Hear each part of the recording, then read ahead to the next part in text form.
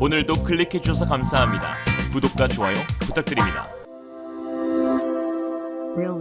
필리핀 공군에서 운용 중인 FA-50이 보여준 화력에 다시 한번 필리핀에서 극찬을 받고 있습니다. 지난 4월 26일 필리핀과 미국은 중국 견제를 위한 대규모 합동훈련을 실시했고, 여기에서 필리핀 제후전투비행단 소속 FA-50PH-2대가 해상 실사격 훈련에 참가했는데요. 이날 FA-50PH는 필리핀군이 유일하게 훈련에 내보낸 전투기로 필리핀의 퇴역함인 BRP 판가시난함을 겨냥해 공대한 미사일을 발사하여 군함을 침몰시키는 데 성공하였습니다. 재밌는 사실은 세계 2차 대전에 참가한 전력도 있는 참전 용사인 판가시난함은 21년도에 퇴역 후 방치되다 작년에 태풍 맞고 돌아가셨는데, 이를 다시 건져서 살려낸 후 표적함으로 격침시켰습니다. 고인 능력도 이 정도면 수준급이죠. 아무튼 이번 미필 훈련은 발리카탄이란 명칭으로 불리며 중국의 남중국해 야욕을 억제하기 위한 목적으로 현재까지 17,600여 명이 참가하였고, 특히 올해 가장 큰 규모로 진행되어 이를 지켜보던 중국의 간담이 서늘해졌는데요. 그러나 중국이 눈여겨보던 장면은 따로 있었습니다. 바로 미국이 자랑하는 하이마스 고기동 다연장 로켓포가 표적을 향해 6발의 미사일을 발사했지만 단 한 대도 명중시키지 못했다는 것입니다. 중국 매체 163.com의 4월 27일 기사, 개쪽당한 미국, 필리핀 대통령 앞에서 미군이 하이마스를 발포해 6발 모두 빗나가라는 기사를 작성했습니다. 그러면서 이번 훈련은 대만 남쪽 해안을 항해하는 중국 군함에 대한 분명한 경고였다. 그러나 미군은 자신의 능력을 과시하기 위해 하이마스의 사격을 진행했지만 모두 실패했다. 미군은 하이마스로 함선을 공격하는 것은 극히 어렵기 때문에 실패는 큰 문제가 아니라고 둘러댔다. 우리 인민해방군은 오래전부터 로켓 발사기로 해상 표적을 공격할 수 있는 능력을 보유하고 있으며 일찍이 성공한 바도 있다. 그러나 이번에 미군은 6회 모두 실패했다. 이에 이번 훈련은 마르코스 2세 필리핀 대통령에게 미군도 한계와 단점이 있다는 것을 일깨워준 것이고, 절대 마르코스가 필리핀의 안보를 미군에 넘겨서는 안 된다는 점을 분명히 깨달았으면 한다라고 했습니다.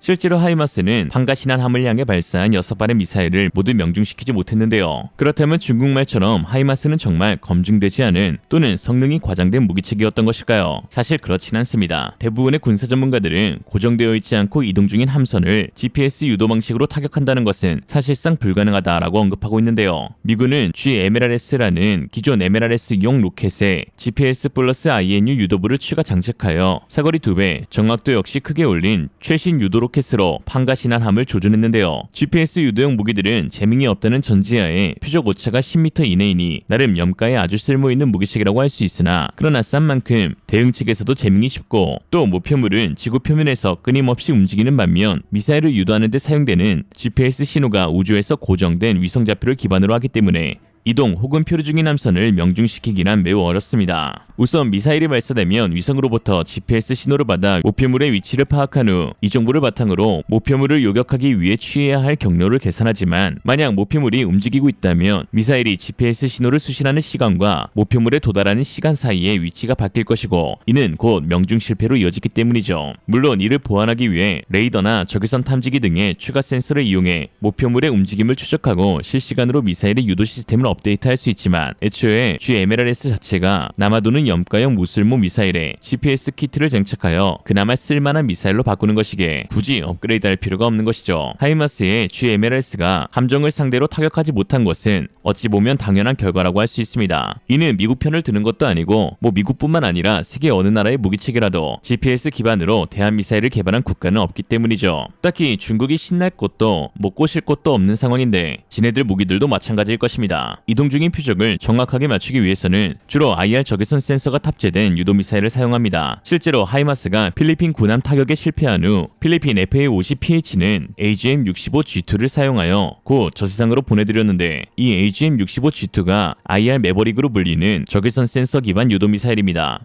적외선 추적 장치란 방출되는 열을 포착하여 자동으로 표적을 추적하는 센서로 이를 미사일 상부에 탑재하는 것인데요. 적외선 시커, IR 탐색기, 적외선 검출기, 열 영상 카메라 등 여러 이름으로 부르지만 결국 같은 뜻으로 표면의 공기에 의한 마찰 열까지 감지해내어 열원을 구분해낼 수 있으며, 한번 발사 후에는 따로 조작을 해주지 않아도 되는 Fire and Forget, 발사 후 망각을 구현할 수 있다는 장점이 있습니다. 단순히 더 뜨거운 물체를 쫓는 것이 아니라 열을 내고 있는 최초의 표적과 동일한 형상의 물체를 쫓아가는 부여하는 것이죠. IR-C커를 탑재한 무기체계는 대표적으로 세계 최고의 대전차 미사일인 현궁을 꼽을 수 있는데요. IR-C커는 그 특성상 조준하는 장치, 기체가 있어야 하고 발사되는 미사일 자체에도 센서가 달려야 합니다. 높은 정확도를 지니고 있어 공대함은 물론 공대공 미사일에도 탑재되는데 항공기 기체에 달려있는 IR 추적 장비가 바로 미국이 기술 이전을 거부했던 IRST입니다. 적외선 센서를 이용하여 전자파 신호의 방출이 없어 들키지 않고 원거리에서 위협 표적을 탐지 추적하는 장비로 현궁의 조준 장치와 같다고 볼 수 있습니다. 특히 IRST는 전자파 발생이라는 레이더의 취약점을 보완하며 스텔스 기능을 향상시켜 미래전장 환경에 적합한 전투기의 핵심 장비로 불리고 있죠. 그렇다면 여기서 한 가지 드는 의문이 방구석 유튜버도 아는 내용을 과연 미군은 몰랐을까 하는 것입니다. 미국은 왜 GPS로 대한 표적을 맞추기 어렵다는 것을 알면서도 굳이 무모하게 6발이나 쐈을까요? 이에 대해 많은 사람들이 중국을 방심하게 하는 전략이다, 심심해서 쏴봤다, 돈이 남아 돌아서 저런다, 차마 2차 대전 참전 군함을 쏠 수 없어서다 등 다양한 의견을 내었지만 가장 유력한 것으로 보이는 주장이 현재 개발 중인 PRSM, 프리즘의 빠른 도입에 대한 정당성을 부여하기 위함이라는 것입니다.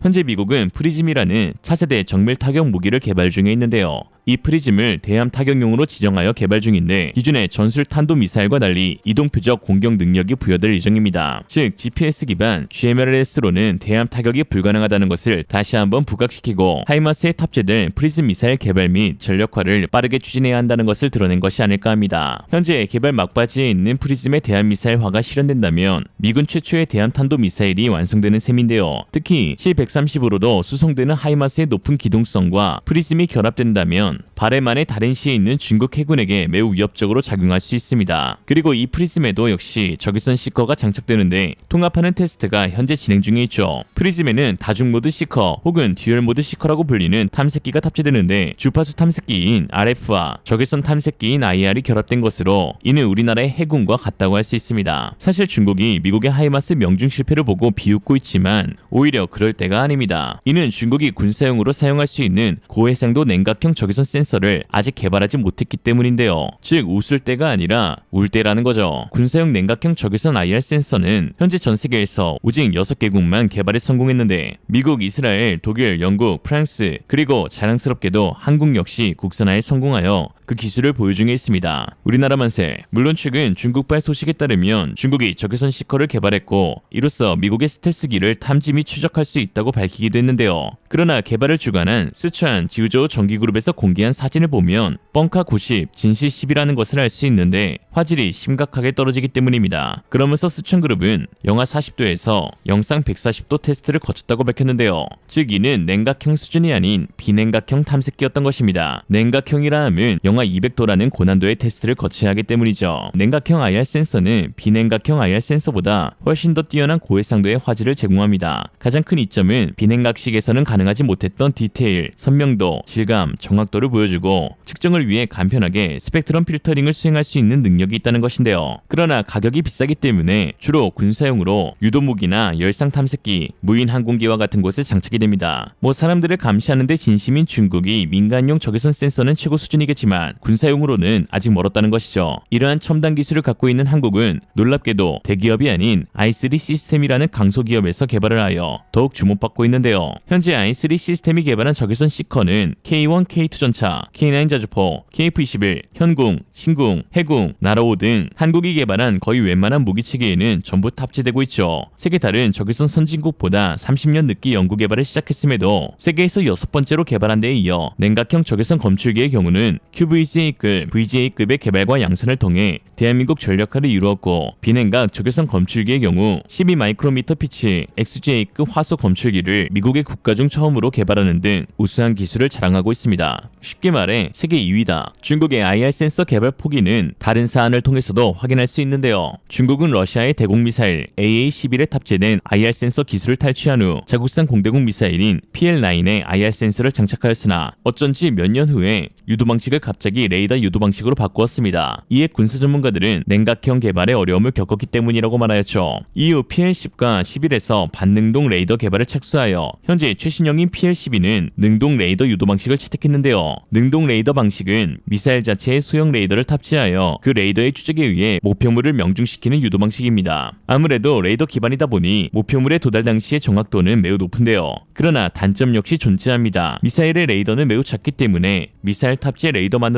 원거리에서 작동이 불가능하다는 것이죠. 따라서 일반적으로 목표물의 근접거리까지는 외부의 대형 레이더가 지령 유도를 하는 중간 유도 방식을 사용하고 목표물이 근접하면 미사일 자체 레이더가 작동하게 되는데요. 대표적인 능동 레이더 유도 방식 미사일인 AIM-120 암람 역시 실제로는 표적에 거의 접근한 10에서 20km 정도의 거리에서만 능동 유도 방식을 사용합니다. 즉 사실상 목표 도달 20km 전까지는 중간 유도를 해줄 항공기 및 선박의 레이더 성능에 따라 미사일의 정확도가 크게 달라지게 된다는 것인데, 문제는 중국 항공기에 장착되어 있는 레이더의 성능이 아주 형편없다는 데 있습니다. 거의 동생편이죠. 그 정도가 어느 정도냐? 실제 탐지 거리를 280km라고 주장하지만 미국 항공 전문가는 10분의 1도 채 안 되는 27km에 불과하다고 지적했습니다. 세계적인 항공 전문지 에비에이션 위크의 빌 스위트먼은 중국의 가장 첨단화된 전투기 젠20에 달려있는 가장 첨단화된 레이더 KLJ-5가 미국의 F-35를 탐지할 수 있는 거리는 기껏해야 27km 정도라면서 F-35는 젠20보다 2배 이상 더 먼 거리에서 젠20을 탐지해 공격할 수 있다고 했습니다. 스위트먼이 그동안 F-35를 거의 쓰레기라고 폄하했던 것을 보면 젠20은 분리수거조차 힘들 지경이라는 것인데요. 기본적으로 중국산 A사 레이더는 구형 숫자인 갈륨 비소를 사용하고 있고, 이를 보완할 소프트웨어 기술도 변변치 않습니다. 하드웨어, 소프트웨어 둘 중 하나라도 좋아야 하는데 둘 다 별로라는 거죠. 한편 한국은 IR 적외선 센서의 국산화를 통해서 KF-21에 장착될 공대함 초음속 미사일 개발도 가능해졌고 이미 개발이 완료가 된 상황입니다. 2021년 9월 15일 정부는 한국형 SLBM 개발 성공 소식과 함께 초음속 대함미사일의 개발에도 성공했다고 밝혔죠. 2019년 개최된 서울 에어쇼에서 공개된 이 KF-21용 순항미사일에는 역시 적외선 영상 탐색기가 탑재돼 주요 타격 대상인 육상 목표물뿐만 아니라 해상에서 이동 중인 목표물도 타격할 수 있음을 드러내기도 하였죠. 이후 마하 6.2의 극초음속 미사일까지 곧 개발이 완료될 것으로 보여 한국의 군사안보가 더 견고해질 것으로 기대됩니다. 한국의 자체적인 핵무장이 사실상 물거품된 가운데 우리의 자주국방이 세상 얼마나 소중하고 다행인지 느낄 수 있습니다. EMP, 초음속 미사일, 고출력 레이저, IR 적외선 센서와 같은 국가안보의 핵심 기술을 배양하는 것만이 주변국에 억제력을 행사할 수 있는 유일한 상황인 것이죠. 기술이 안보고 안보가 기술인 세상입니다. 중국은 안 보고 싶다. 중국의 방위산업 종사자가 300만 명이 넘는다는 암울한 현실도 존재하지만 그럼에도 한국은 절대 중국에 지지 않습니다. 이는 냉각형 IR 적외선 센서를 개발한 한국의 i3 시스템의 직원이 고작 300명이지만 300만 명도 해내지 못한 기술을 성공한 것을 보면 우리 한국인은 중국인 대비 일당만이라는 것이죠. 오늘의 한 줄 평, 중국은 늘 그러더라. 한국은 작은 나라라고. 그런데 얘네 뭘 빼먹었는데 그냥 작은 나라가 아니라 중국의 질 가능성이 작은 나라다. 반대하면 중국인. 이상으로 리얼리즘이었습니다. 여러분의 생각은 어떠신가요? 현명하고 지혜로운 여러분의 의견을 지금 댓글에 남겨주세요. 감사합니다.